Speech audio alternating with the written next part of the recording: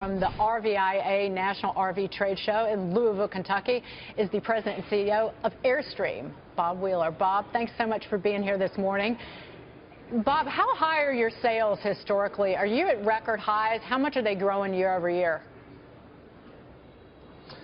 Well, as an industry, it's been a fantastic 7-year run coming out of the recession in 2010 with mid to high single-digit percentage growth year over year. But this year, the industry, as you mentioned, has really taken off, and we expect to finish this year up 14% over last year.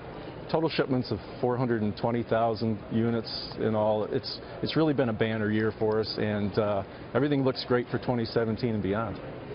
Bob, how much of it is the reasonable gas prices? Gas prices have been falling. You know, it's a number of economic factors. Gas prices certainly are one of them. You know, housing values, interest rates, consumer confidence. It's a perfect storm right now for us and for the products that the RV industry makes. And as I said, it really paints a great picture for the future. And, you know, you mentioned it in the intro, this industry is a great bellwether for the economy as a whole. If you think about what we make, these big-ticket discretionary items, when folks are willing to walk into an RV show or a dealership and drop between $10,000 and $80,000 or $90,000, we think it speaks pretty well to their confidence about their economic future. Hey, Bob, this is Bob Nardelli. Congratulations on a stellar career at General Motors, Fleetwood, and 13 years now at Airstream. You know, I'd be interested to follow on Dagan's comments. You know, you talked about adding Wi-Fi and a lot of amenities that play to the millennials. But is this more suited for the baby boomers that are retiring and using this as a more effective means of travel and outdoors and exploring? What's the demographics of this recovery that you're talking about? And again, congratulations on a record year, Bob. Yeah, thank you very much.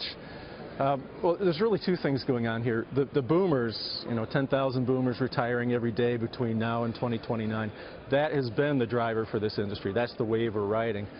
But there's a whole new wave that this industry is building a foundation to attract, and that's the millennials you mentioned.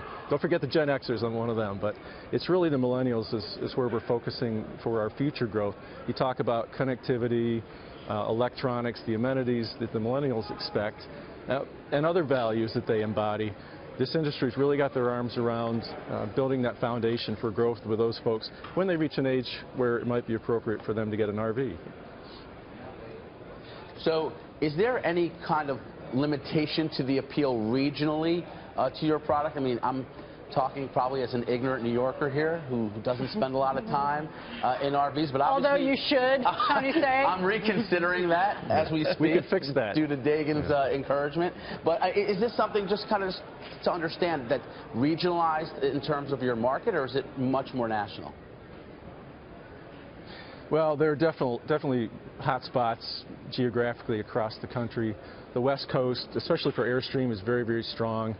In the industry as a whole. Texas, Florida, it tends to be the smile states, we call them. The Northeast, it tends to be a little weaker. Fewer campgrounds, smaller roads. But you know, we like to think that there's an RV and a destination for everyone, and our business has actually been growing in the Northeast as Airstream.